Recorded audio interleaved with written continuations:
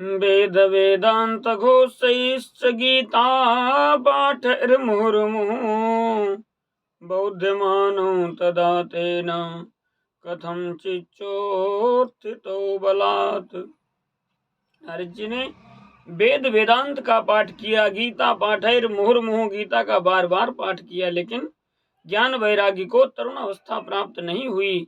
जब इस प्रकार से नारद जी के मन में चिंता हो गई, नारद जी ने मन में विचार किया कि अब मैं क्या करूं, अब मैं क्या करूं। तो नारद जी ने तो सीधा भगवान को ध्यान लगाया कि प्रभु मार्गदर्शन करेंगे, लेकिन हम में कमी क्या है। जब हमें कोई समस्या होती, परेशानी होती है, तो हम संसार के व्यक्तियों को याद करते हैं कि अपने मित्र से कह दें, हो सकता है हल निकाल दें, अपने रिश्तेदार से कह दें। जब मित्र रिश्तेदारों से सबसे कह देते हैं, लेकिन कोई हल नहीं निकालता है और हल निकालने के बजाय हंसी उड़ाते हैं। जब संसार में कोई उपाय नहीं दिखता, तब हम भगवान के दरवाजे पर आकर के मत्था टेकते हैं, प्रभु आप कोई उपाय बताओ, प्रभु मेरी रक्षा करो, मेरा कष्ट निवारण करो। अरे प्यारे, अगर पहले ही आ गए होते तो कब का कल्याण हो चुका होता। तो गलती हमारी यही है, हम भगवान को ना कह करके इंसान को कहते हैं, और जबकि हमें सबसे पहले भगवान का ध्यान करना चाहिए। अरे जो संसार को बनाया है, जिसने पूरा संसार चला रहा है, तो क्या आपका कष्ट दूर नहीं करेगा। तो सबसे पहले ये सीख मिलती है हमें कि जब कोई दिक्कत हो, कुछ हो, तो हम सीधे भगवान के चरणों में आए। दुख में सुमिरन सब करें, सुख में करे न कोई, और जो सुख में सुमिरन करे तो दुख काहे को होए। सब लोग जानते हैं, जब हमारे पास दुख आता है, परेशानियां आती हैं, तब हम भगवान को याद करते हैं, और अगर सुख में ही भगवान को याद करेंगे, दुख कभी आएगा ही नहीं। इसलिए हमें सुख में याद करना है भगवान को, हर पल भगवान को याद करना है, तो भगवान दुख आने ही नहीं देते हैं। तो इस प्रकार से जब नारद जी के मन में चिंता हुई, नारद जी ने भगवान का ध्यान लगाया, प्रभु आप ही कोई रास्ता निकालें। तो क्या होता है कि व्योम वाणी तदैवान् भून् मारिषे खिद्यतामिति उद्यमः सफलस्तेयम् भविष्यति न संशया।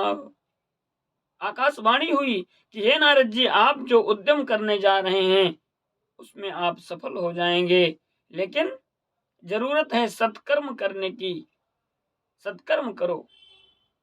अब नारद जी के मन में आया, आकाशवाणी तो हुई, इशारा तो दे दिया, लेकिन सत्कर्म क्या है, सत्कर्म को नहीं बताया। अरे रास्ता कोई अभी हमें बता देगा कि इधर से जाना है, लेकिन मार्ग तक पहुंचना तो हमें है। तो इसी प्रकार से जब नारद जी को पता चला कि सत्कर्म की खोज करना है, सत्कर्म क्या है, तो आज नारद जी निकलते हैं सत्कर्म की खोज में कि सत्कर्म सूचको नूनम ज्ञान यज्ञ स्मृतो बुधै श्रीमद्भागवतालापः सतु गीता सुकादिभिः। नारद जी जब सत्कर्म की खोज में निकले, तो सनक सनंदन सनातन संत कुमार चार ऋषियों से जब मुलाकात हुई, अन्य अन्य ऋषियों से मुलाकात हुई, तो सत्कर्म की खोज नारद जी कर रहे हैं, तो कोई बता ही नहीं पा रहा है कि सत्कर्म है क्या, क्योंकि हालत संसार के ही जैसी ही, संसारिक लोग तो थे, कोई बहुत बढ़िया बना हुआ है, सब कुछ व्यवस्था है, लेकिन सिर्फ दिखावा है, ज्ञान नहीं है। तो नारद जी ऐसे महात्माओं के पास भी गए। जैसे ही नारद जी ने कहा कि सत्कर्म क्या है, तो कहने लगे मौन है वो, मैं बोलता ही नहीं हूँ। जब मालूम ही नहीं है तो मौन बनना ही पड़ेगा। कोई कुछ बहाना बताता, कोई कुछ बहाना बताता। आगे जा करके जब संत कुमार आदि ऋषि मिले, तो उन्होंने कहा सत्कर्म सूचको नूनम ज्ञान यज्ञ स्मृतो बुधई श्रीमद्भागवतान लापः सतु गीता सुगादिभिः। सत्कर्म क्या है, सत्कर्म तो श्रीमद् भागवत की कथा है, क्योंकि श्रीमद् भागवत की कथा से ही सब कुछ है। तो नारद जी ने कहा वेद वेदांत गीता हमने सब कुछ सुना दिया। तो वेदोपनिषदाम सारा जाता भागवती कथा। वेद और उपनिषदों का जो सार है वो श्रीमद् भागवत की कथा है, जो रस है वो श्रीमद् भागवत की कथा है। इसलिए रस रस को पियोगे तब मजबूती आएगी। तब नारद जी की समझ में आया कि नारद जी ने कहा अच्छा तो भागवत की कथा कराई जाए। जब भागवत की कथा कराने का विचार हो गया तो कहाँ कराई जाए।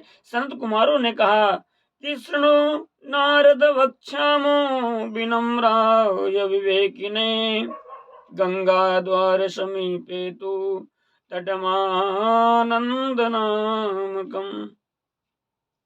हरिद्वार में चलिए, गंगा के किनारे एक आनंद नाम का तट है, वहां पर भागवत कथा होगी।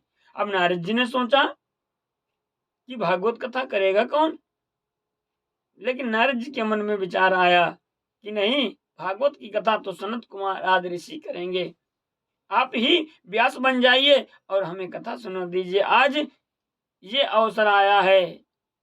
सौनकादि ऋषियों ने सूत जी से पूछा था कि नारद जी ने सप्ताह विधि सनकादियों से कैसे जानी, तो यहाँ पर सनकादि ऋषियों ने नारद जी से सप्ताह विधान की बात बताते हैं।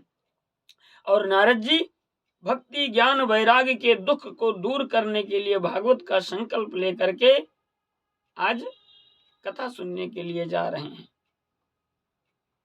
एक संत ने संसारिक व्यक्तियों के कष्ट दूर करने के लिए भागवत कथा का अनुष्ठान करने के लिए जा रहे हैं।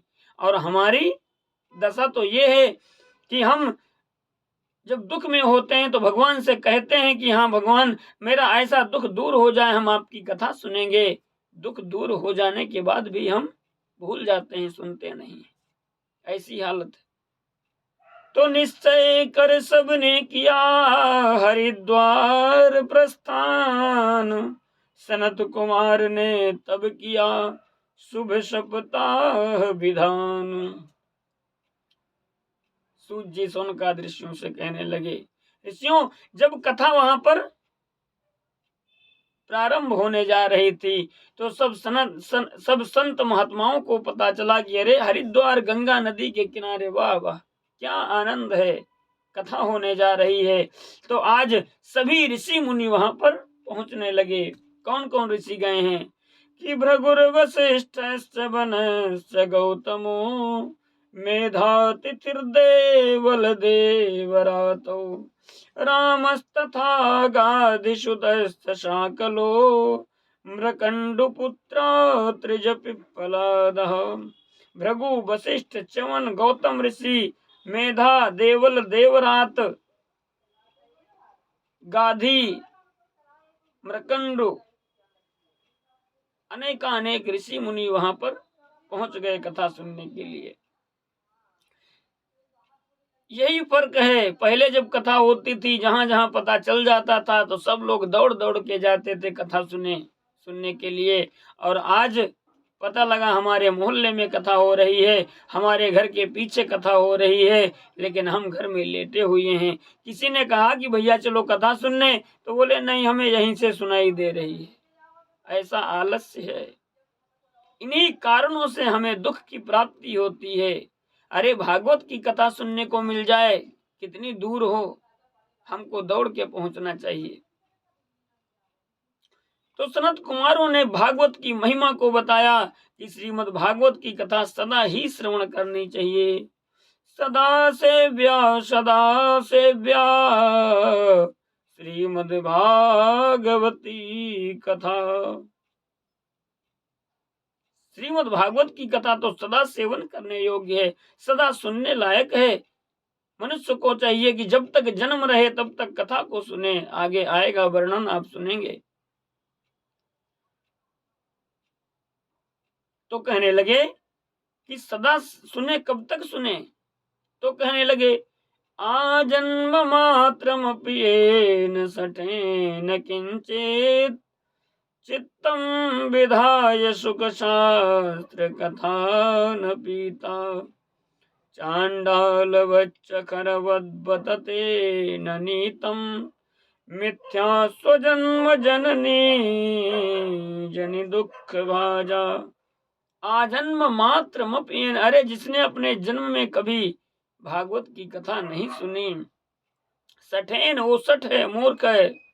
चित्तम विधाय सुख शास्त्र कथा, अपने चित्त को एकाग्र करके ये सुख गाथा का पान नहीं किया, भागवत की कथा का पान नहीं किया। चांडाल वच्च खरवत बद, कितना कितना कह दिया, संस्कृत में गाली कितनी दे दिया।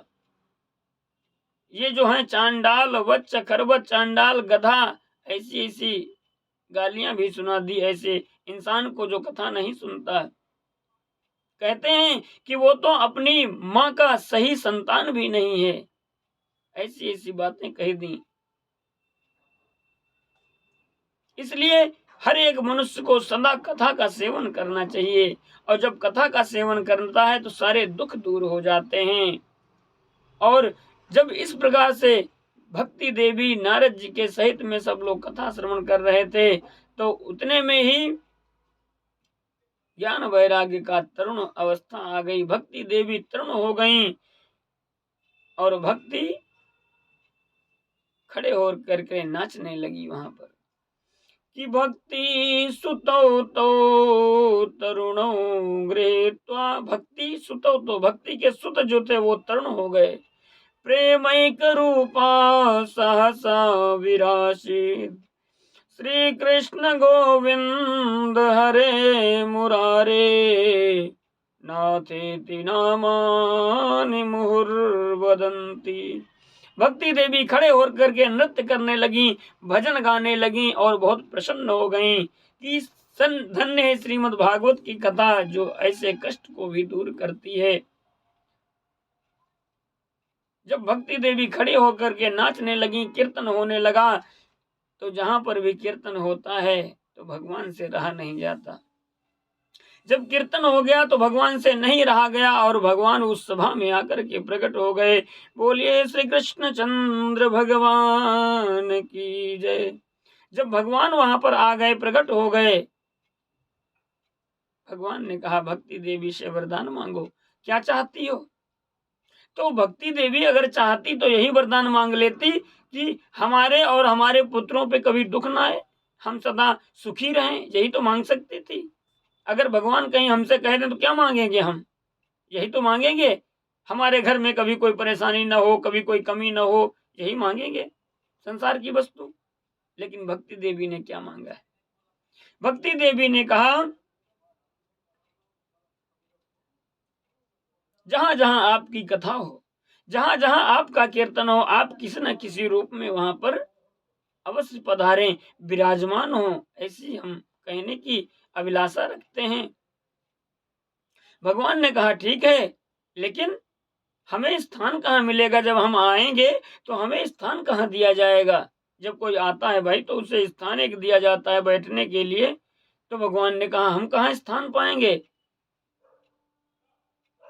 तो भक्ति देवी ने कहा आप जितने भी भक्त बैठे रहेंगे, कथा श्रवण करते रहेंगे, आपका स्थान हर एक भक्त के हृदय में रहेगा। हमारे सहित आपका स्थान सभी भक्तों के हृदय में रहेगा। तो इस प्रकार से सब प्रसन्न होकर के भगवान ने वरदान दिया कि सकल भुवन मध्ये निर्धनास्ते धन्याम निवसत हृदयेषां श्री हरिर्भक्तिरेकाम, हरिरपि निज लोकम सर्वथा तो विहाय, प्रविशति हृदय तेषां भक्ति सूत्रोपनद्धा। सकल भुवन मध्य निर्धनास्ते धन्या, सारे संसार में जो महानिर्धन है, निवसत हृदय तेषां श्री हरिर भक्ति रेखा, जो कुछ न हो जिसके पास, उसके पास अगर भगवान श्री हरि की भक्ति है हृदय में, हरि रप निज लोकम सर्वथा तो विहाय, तो सबसे बड़ा धनवान संसार में वही है जिसके हृदय में प्रभु की भक्ति है। और ऐसे भक्त के हृदय में जब आ जाते हैं भगवान, तो भक्ति सूत्रोपनद्धा, भक्ति के सूत्र में, भक्ति रूपी डोरी में भगवान बंध जाते हैं, फिर भगवान छूट नहीं सकते। ऐसी भक्ति हमारे हृदय में होनी चाहिए, आपके हृदय में होनी चाहिए। नारद ने पूछा कि अगर ऐसी बात है तो ये बताओ कि भागवत की कथा से सिर्फ ज्ञान वैराग्य ही तरुण होते हैं या और कौन कौन से लोग भागवत कथा से तर जाते हैं? ये कथा आप लोग फिर पिछले पार्ट में श्रवण करेंगे। सभी से निवेदन है कि बहुत ध्यान लगा करके, मन लगा करके कथा को श्रवण करिए। देखिए कितना आनंद आता है और ज्यादा से ज्यादा लोग जुड़ने का प्रयास करें।